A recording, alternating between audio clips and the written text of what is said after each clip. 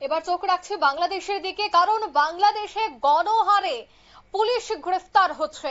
জানা গেছে যে খাগড়াছড়ির এই ঘটনায় প্রায় 1100 জন কিন্তু সে নাগরিক প্রায় 3টি মামলায় গ্রেফতার হয়েছে এবং সেনা পুলিশের মধ্যে যে যুদ্ধ এবং সেই যুদ্ধ, এই বিরোধে কিন্তু এবার ফুঁসছেন সেখানকার জনজাতিরা।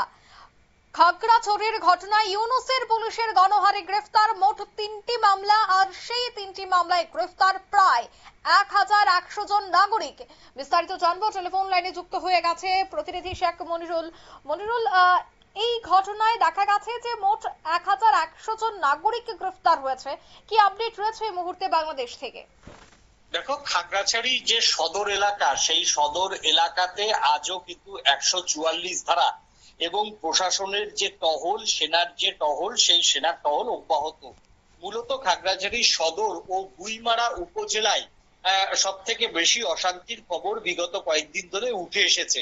যেটা জানা যাচ্ছে যে খাগড়াছড়ির ঘটনায় 3টি পৃথক মামলা দায়ের করা হয়েছে পুলিশের।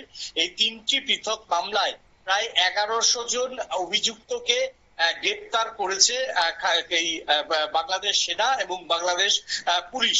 এবং এই যে 1100 জনকে আটক করা এবং তাদেরকে গ্রেপ্তার করা, এইটাকে মূলত গণহারে গ্রেপ্তার বলে দাবি করছেন চট্টগ্রামের সেখানকার জনজাতির তার লিডাররা। তারা জানাচ্ছেন যে জনজাতি বা আদিবাসী সম্প্রদায়ের যে তোমার হচ্ছে ক্ষোভ এবং তাদের যে দাবি, সেই দাবিকে ডমিনেট করতে ইতিমধ্যেই পার্বত্য চট্টগ্রাম সহ পুরো খাগড়াছড়ি এলাকায় গণহারে এবার গ্রেপ্তার করার পরিকল্পনা নিয়েছে ইউনূসের পুলিশ। এবং সেই সংখ্যাটা যখন 1100-তে গিয়ে দাঁড়ায়, তখন তাদের দাবি কার্যত মান্যতা পায় বলেই মনে করছেন বাংলাদেশের একাংশের মানুষ। এবং যত সময় বাড়বে গ্রেপ্তারির আরো বাড়তে পারে বলে কিন্তু আশঙ্কা প্রকাশ করা হয়েছে।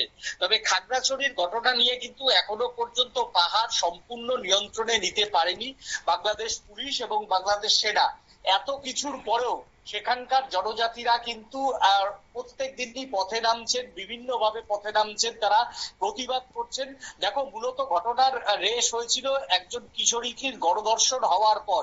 সেই ঘটনায় এখনো পর্যন্ত ইউনূস সরকার শাস্তি দিতে না পারলেও যারা এর বিরুদ্ধে প্রতিবাদ করছে তাদেরকে এবার বেছে বেছে গ্রেপ্তার করা হচ্ছে বলে মূলত অভিযোগ করছেন খাগড়াছড়ির জনজাতি নেতারা।